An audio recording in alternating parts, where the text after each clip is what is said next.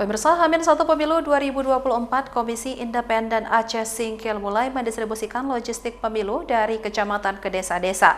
Pendistribusian logistik ke desa itu dikawal ketat oleh aparat kepolisian dan Bawaslu.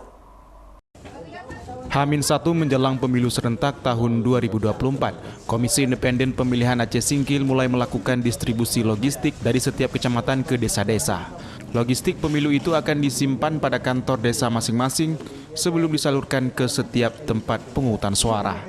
Pendistribusian logistik pemilu dari kantor PPK ke kantor PPS dikawal ketat oleh aparat kepolisian bersama jajaran Bawaslu dan Linmas masing-masing TPS.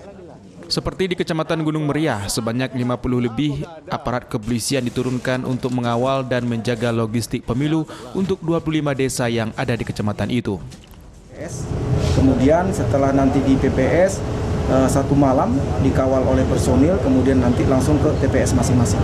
Untuk jumlah personil yang dilibatkan dalam kegiatan ini sebanyak 58 personil dan dibantu oleh Linmas juga. Warga dihimbau agar dapat bersama-sama menyukseskan pemilu 2024 yang akan dilaksanakan, sehingga pesta demokrasi 5 tahunan ini dapat berjalan dengan damai.